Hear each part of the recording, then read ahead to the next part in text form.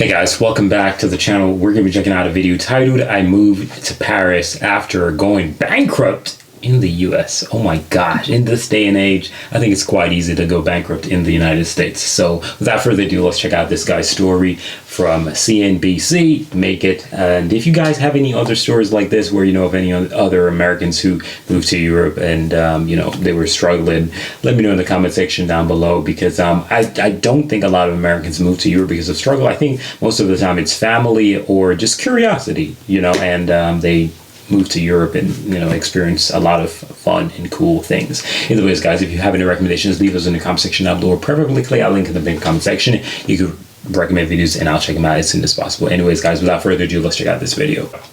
I just immediately fell in love with this city. There was just something about it, and I was like, oh, this is what I always wanted. This is what I was looking for, and I didn't even know it, and I was done for. Paris has so much more going on for it, and I think people just try to pin, like, it's the Eiffel Tower, it's baguettes, and people smoking on bicycles. And that's just not the case. It is those things, but it's so much more. My name is Jay Swanson. I'm 39 years old, and I live here in Paris, France. Ready? I did go bankrupt 7 years ago, pretty much to the day that this video is coming out. Wait, I grew up in Pullman, Washington. Video is coming out. I did go bankrupt 7 years ago, pretty much to the day that this video is coming out. I grew up in Pullman, Washington, a university town in eastern Washington, so close to Idaho that you could hit it with a potato. The downside was that there was nothing to do except party and drink, which is unfortunately what the town is known for, burning itself to the ground occasionally. So I got out. My earliest lessons in money were just go ahead and go into debt. Before I was even 16 or 17, my parents allowed me to take out a line of credit to do the body work on that muscle car, which was $16,000. And so when I moved here in 2017, I was in dire straits. I was a part of a tech startup with some friends, incurred a pretty high level of cost, and things really grew and got out of control.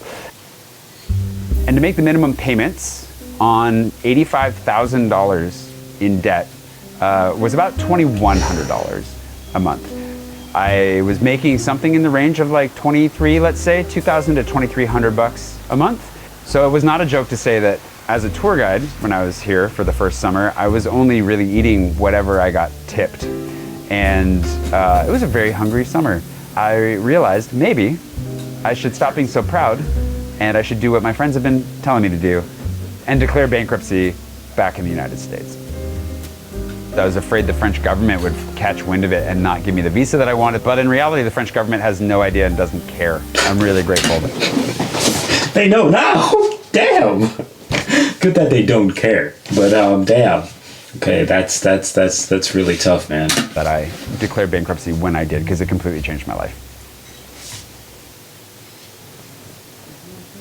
They end up basically telling all of like the credit card companies, lenders, whoever it is, you can't take this guy's money anymore, and you walk away from it, but it does put a mark on your credit score that lasts for 7 years, and it is a black mark. However, it immediately alleviates whatever debt payments you had going on right there. So the video that I haven't actually started talking about yet is one that I'm not even making, and that's CNBC reached out and asked if they could do a millennial money on me, which is actually really good timing because I've been wanting to talk more about like the creator economy, how I make money, make one of those videos to explain what's going on here, both as a way of saying like this is how you can make it work maybe, and also get into the conversation of like, can we anymore? Are those windows closing? Because I kind of feel like they might be, especially with all the AI stuff that's been going on. Things are kind of nutty. My lifestyle fluctuates a lot. I spend about 60 or 70 euros a week on groceries, and then I eat out much, much less. So I'm spending maybe 50 to 100 bucks a week on eating out. When you flip that and I'm out exploring, shooting, or just working out and about a lot more, I will spend around 1,000 bucks a month on eating out easy. Because, I mean, how could you not? That's a lot of money though. Damn. Merci, monsieur. Également. Au revoir. So public transportation fluctuates depending on how much I'm riding my bike. But last month I spent just over 90 euros on public transportation. Really would like to keep that closer to 50 or 60 euros a month. So this pie chart illustrates my spending for December 2024. What? Oh God. Laughing broke. Wow. What? As you can see, Oh my my expenses this month were unusually high due to the short-term loans that we had to take out over the Olympics to cover payroll. Okay, I get the business expenses. I get that. That's a heavy one. So technically, it's about 2,500. Yeah, about 2,450 around there. Renter's insurance. What the hell is a renter's insurance? Unexpected inspections, metro, discretionary, debt payment, food. Wow. His food is very expensive though. Like, his food is quite expensive. Pretty expensive. What about his rent? Housing? What about those things? However, I plan to have this debt paid off completely by March 2025, and my expenses should remain lower the rest of the year.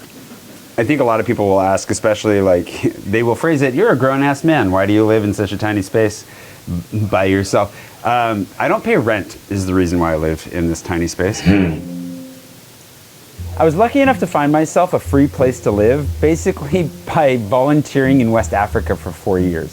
The mother of one of the doctors that I worked with had an apartment here in Paris, and she let me use the maid's chamber out of generosity and a little bit of pity. And then I just ended up staying. So this is where I spent all of lockdown, actually. Really? TV, dog stuff.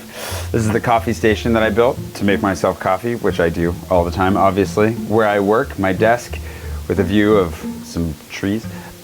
Where I sit to eat, watch YouTube, read. Major upside to the space is I don't have a toilet in here, which means I don't have to live with my own smells. The major downside is I share it. I have to leave, go down the hall to go to the bathroom. Welcome to the executive toilets. Right or left? I need to go left.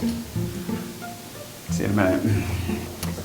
Welcome to my storage unit. This is the storage across the hall, which makes my life so much easier because I can put my fridge here. I got a freezer and then like a toaster oven, and I'm able to store a lot of stuff in here. Originally, this was actually full of my landlady's like old stuff. There's a bunch of empty boxes and things that she allowed me to move out of here, which is really nice. And so now I've got, you know, just are you the kind of person that keeps boxes you don't need? Because I do. No, I don't like that. Usually I don't do this fully clothed, just for the record. Oh, this is bad. So this is my cozy cloud. I sleep up here. I do not turn the light on the ceiling on because it would blind me. And I'm really, really, really lucky that it came together. It's absolutely beyond me that I got this. Healthcare in France is obviously very famous, and it's one of the peak elements of living here. I did end up in the hospital. I had to go to the emergency room because I woke up with abdominal pain so strong that I couldn't breathe. They did the whole song and dance, blood work, tests, ultrasound, everything. No payment, no money exchanged, and then I got a bill in the mail, I think 3 weeks later, a month later, for 19 euros. So, you know, not bad. I wouldn't be surprised if my life looks completely different in a positive way by the end of this year. And I think the other side of it is that I've also learned... Yeah, I'm absolutely rooting for him because it seems as if he had a rough situation back in the U.S. and the startup company that he was dealing with and all these things. And it still seems as if his life is obviously not perfect, but he's in a better situation because with that medical bill, right, that would have just placed him in another super chaotic scenario with the United States. So it's I think he's in a great spot. How to live off of a little and to be really happy with that. Like, I'm really, really, really happy with my life because I'm free. And coming here and starting over has been hard. I wouldn't recommend my route for most people because it has definitely been brutal. But for me, it was the cost of freedom. And that freedom is priceless. So even if I'm not making as much money as I probably could doing what I do in the States, I also would never be able to have the lifestyle in the States that I have here. And I have so much of what I could ever want right here. He seems very happy, so That's all that freaking matters, dude. He seems very happy, and I'm happy that he has overcome his difficulties. And Paris seems like a very nice place. I'm not sure if it's really expensive though, because based on the video and what is shown, it seems as if Paris is super duper expensive with the food. But you guys can let me know in the comment section down below, because I wouldn't know. I've never been to France before, so please do let me know in the comment section down below. Thank you for watching, and let me know your thoughts and feedback about his situation. I think he's in a very good spot right now, and like he said, he's about to clear all that debt by this year, March. So let's root for him, and yeah, you guys can go check out his channel. It was mentioned in the video, and thank you guys for watching this video. I'm out of here. Peace.